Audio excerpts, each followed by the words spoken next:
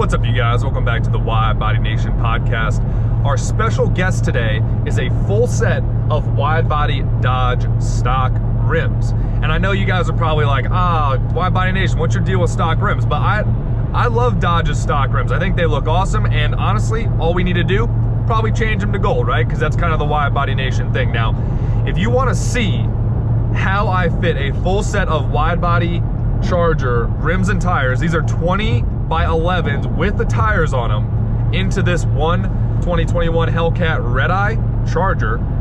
Check us out on Instagram or TikTok, and we have a clip, kind of a funny clip showing how I fit all of these in here without doing any damage to the car. I didn't do anything crazy. It just took a little bit of geometry, took a little bit of mental math, right? And a couple minutes of my time, some dirty hands that I've since washed. So appreciate you guys tuning in. There will be videos specifically relating to the buying process of used wheels or new wheels or takeoff, both aftermarket and OEM.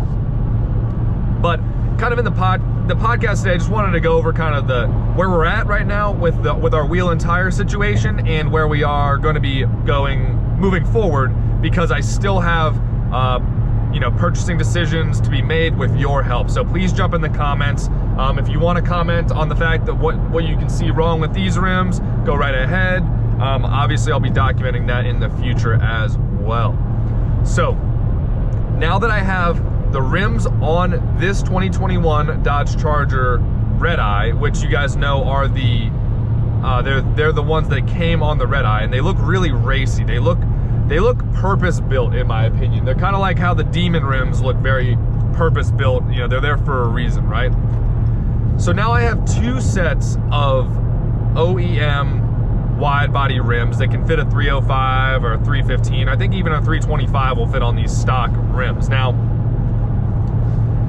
for a street setup, or for a relatively serious drag setup, not all-out drag setup, I think it's capable. I think I'm gonna set up the REDEYE rims as my street pull and track pull rims. Like, probably put a set of R888s on there, R888Rs, just to see what everybody's talking about. I'm gonna put one set of the R888Rs on the REDEYE rear wheels, and then I'm gonna put another set of the other two on the C8, and we can see how much we improve the launch times with a set of sticky functional tires on there. Now, a lot of you guys are probably already saying, like, dude, you got to get a rear setup, a straight up Mickey Thompsons or Nittos or Hoosiers or whatever it may be, just to like drag slicks straight up. And I agree with you. I do want to see what this car is capable of on a prep surface with straight up maximum traction and minimum unsprung weight. So a set of 18-inch probably wheels in the back, very potentially considering getting some Demon rims from the factory just to keep it all Dodge in-house, because I like doing that, right? I mean, I feel like it keeps the value of the car high when you keep the rims manufactured, but that's just my opinion. Probably have to change those into gold too, though. Battleborn, you're gonna get a lot more business. So but yeah, so that's kind of what I'm looking to do, kind of keep a stock look, but get that WideBody Nation personalization. So please continue to give me some comments in down below as far as what tire setup to go with. These that I bought, they have all the Pirelli P0 all-season tires on them. There's not a ton of tread left, so you guys can probably expect some good burnout videos coming up, because let's be honest, I didn't want to burn out these brand new wheels and tires with while I need something to drive around on. But now that I have a second set that has some older tires on them, might as well send it, right? We've got an event coming up this weekend. Might be the perfect time to test out line lock. Now, plans ahead. So we've got a couple plans for short term. The weather's kind of shoddy, but gonna be going to an event this weekend in Georgia, take care of these tires, ideally get these rims up to Battleborn coatings in Tennessee soon, so they can get or get a coat of gold on there, just like we did the C8. Everyone seems to like that gold a lot, especially Subaru people, believe it or not. Everyone's asking me for the paint coat on those. But let's talk about paint protection / wraps. So I did a good job back when I had the Supra, and now that I have the Subaru, with getting paint protection early in the game. And honestly, if I could get paint protection film on basically any car, the entire car wrapped for not an arm and a leg price, I would. Now, in my opinion, the pricing for full frontal paint protection is pretty fair. Usually it's plus or minus about $2,000, depending on how aggressive you go with it and what kind of car you have.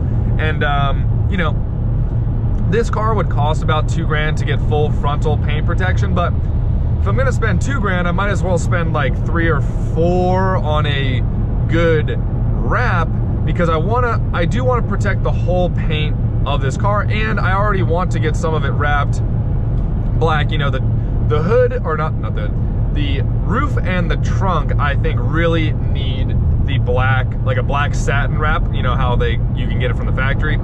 I'm torn on the hood though, because I really like the accents on the hood with the functional hood scoop and with the functional heat extractors. I want to leave those accents there, so I'm leaning towards a destroyer gray style wrap that is like more of a titanium finish, and then doing black roof and black trunk and spoiler, all satin finish. The satin finish seems to be kind of the most durable, but also gives you kind of the matte look, which is what I'm after. Kind of that matte, like titanium, not super shiny, but also not totally flat, because I've heard that true matte wraps, true flat paint wraps stain and scratch and don't upkeep very easily. So let me know what you guys think as far as wrap color or color schemes go. Should I do the hood? Should I wrap the hood black, or should I do it all the same color as the body? Because I do like how the hood has its contrast already, and how the whole front of the car looks when it's all pieced together, right? But the roof and the trunk is a no-brainer for sure. So that's gonna be it today for today's podcast. You know, it's a shorter episode, but I appreciate you guys tuning in. Obviously, jump down in the comments with anything and everything as it concerns to today's conversation or future conversations you guys want to have on the podcast.